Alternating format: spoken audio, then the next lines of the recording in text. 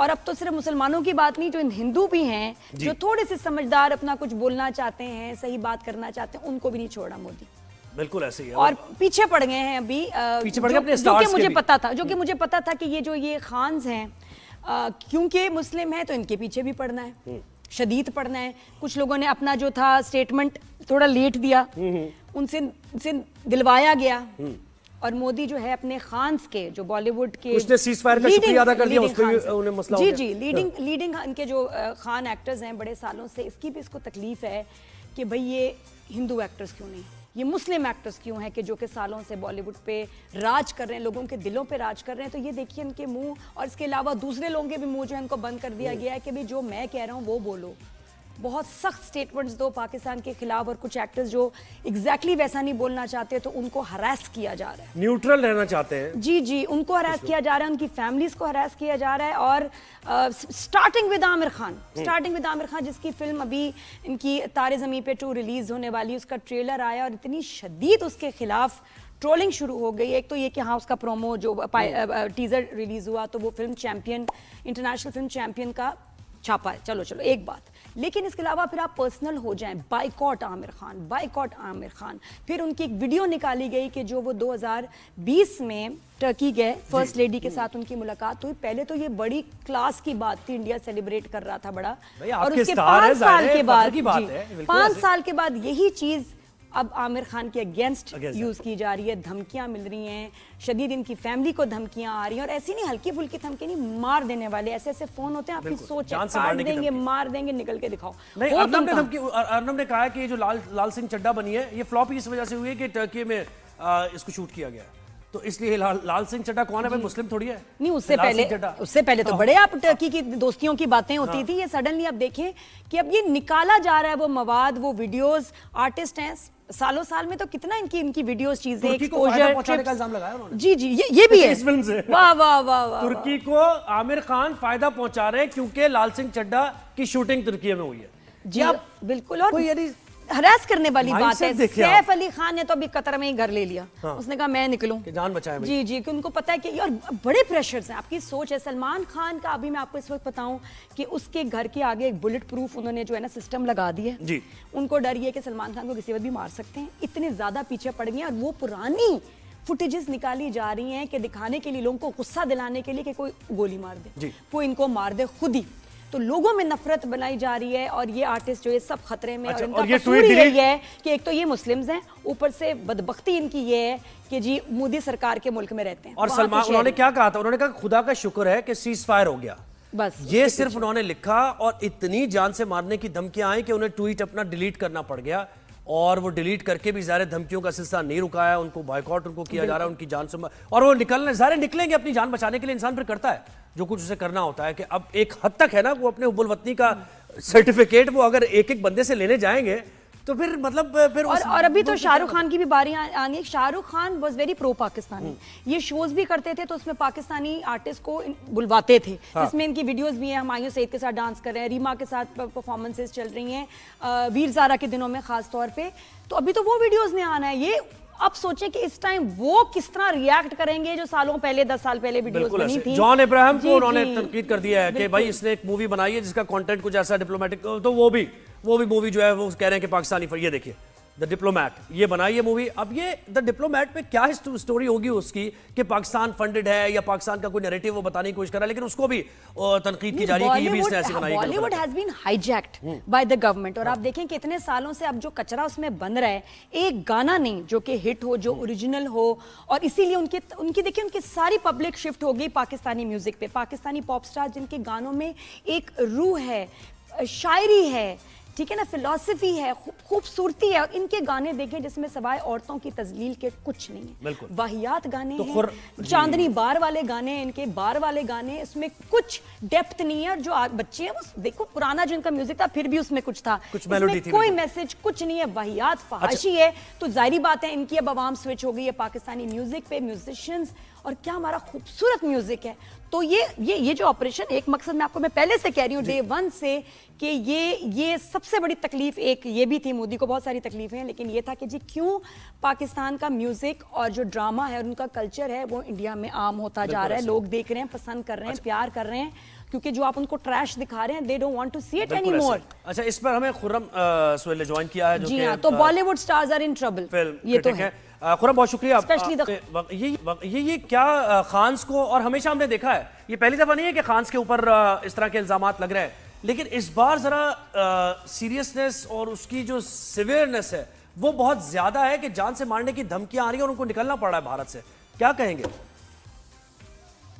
बिल्कुल, ये पहली बार नहीं है कि ऐसा हुआ, ये इससे पहले भी कई बार हो चुका है। लेकिन अफसोस की बात ये है कि आमिर खान की फिल्म का इस पूरी जंगी माहौल से कोई ताल्लुक ही नहीं था और उनको ज़बरदस्ती घसीट लिया गया, जबकि उन्होंने सब कुछ एक हुब्बे वतन जो होता है अपने मुल्क के लिए, जो वो करता है उन्होंने भी किया।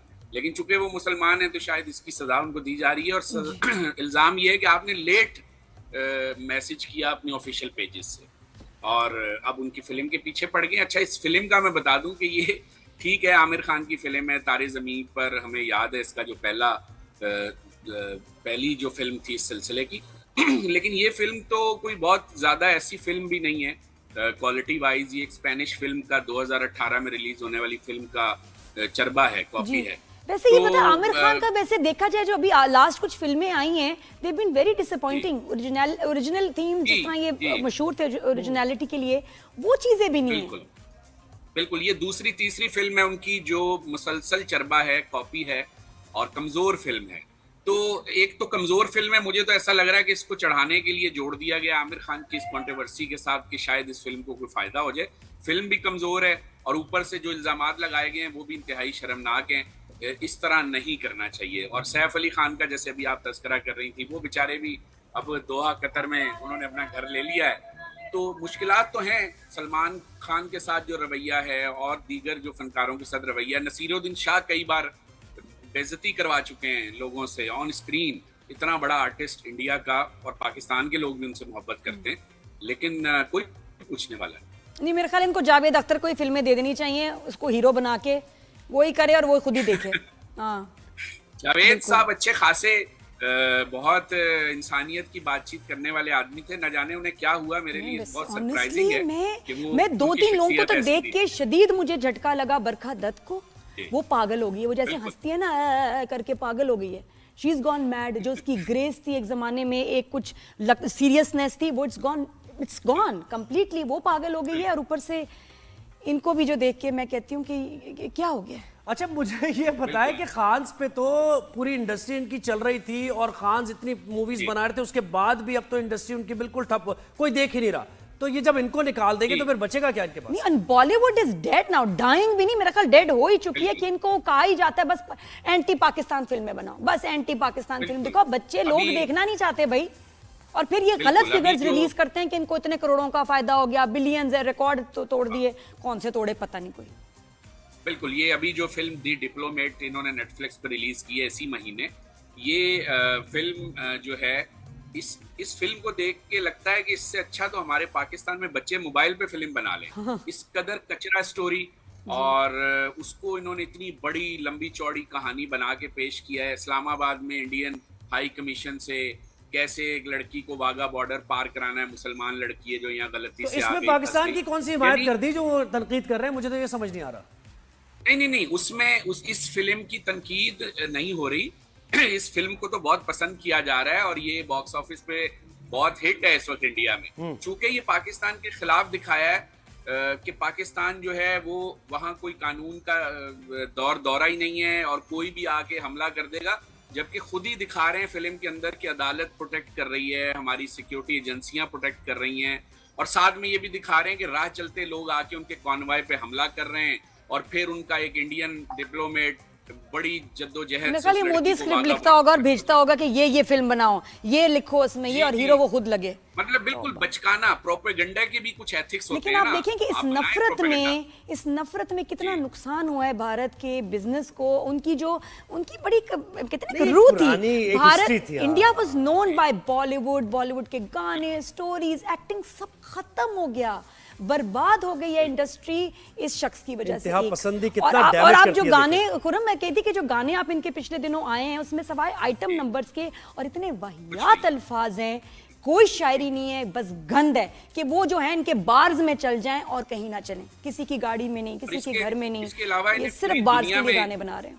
बिल्कुल, पूरी दुनिया में इनको मार पड़ रही है, इनका बॉक्स ऑफिस नीचे आ रहा है, स्ट्रीमिंग पोर्टल्स जब से आए हैं इनकी अजारादारी खत्म हो गई। नेटफ्लिक्स पे देखिए जो ये द रॉयल्स आई है, कितनी बुरी तरह पिटी है, कितनी बुरी इनके फ्लॉप हो रही है। जो भी नेटफ्लिक्स पे फिल्म आ रही है गालियां कि what the hell is this, फिर भी समझ नहीं आ रही। तो अब इनको सोचना चाहिए, इंडिया की जो लोकल इंडस्ट्रीज बाकी काम कर रही हैं वो इनसे बहुत बेहतर हैं।